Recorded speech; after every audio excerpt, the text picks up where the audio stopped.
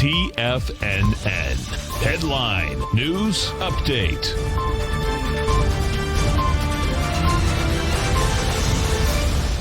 Good afternoon, folks. Steve Rhodes coming to you live from sunny Delray Beach, Florida. And this is your 2 p.m. update. Currently, we got a little bit of a mixed bag out here. The Dow's off 136. The S&P is flat. NASDAQ's down 35. Russell is flat. Semis are off 43. Trannies are down 18. The New York Stock Exchange up 36. Wilshire just slightly positive. Spot volatility up 6 pennies, trading at 17.62. Gold's off $7. Silver 42 cents. Let's go take a look at our cash indices out here. Give me a moment. We'll get over to that screen. And we're going to begin by taking a look at the Dow. So you've got the Dow, S&P, NASDAQ, Russell, semis, the transports, the spot volatility, and the New York Stock Exchange, all in one snapshot here.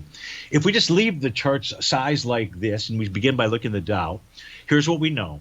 We know there's no topping pattern that is out here, not the topping pattern that Stevie uses. There's topping patterns that Stevie uses. Thus, however, prices are below the oscillator and change line, and price may pull back. Its level of support is at 33,526. That's the level of support for the Dow Cash Indice. The S&P 500, no topping signal yet. If it did generate a bearish reversal candle today, it would confirm a Rhodes Momentum Indicator signal. And with price being below the oscillator and change line, which is at 41.99, that would suggest a further retracement. Now, we'd go to the equity future contract to identify those levels of support. But inside the S&P 500, a full retracement back to its breakout area would take you to 40.95. The NASDAQ 100 still has a topping pattern in place. It's a sell the D point. Price is below the oscillator and change line, but we really have to go take a look at the NQ. I won't do that for you, but I would share with you is even though this shows price could pull back to 12,798, no, there's a whole lot of other things that would get in the way of that taking place. For example, first, the NQ has to close below 13,884 for this to even mean anything. The Russell 2000.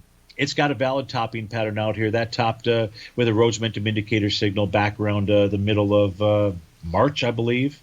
And right now, but price, the Russell 2000, it's signaling to you and I that it wants to make a move to 2340.60. It's just trading at 2301 right now.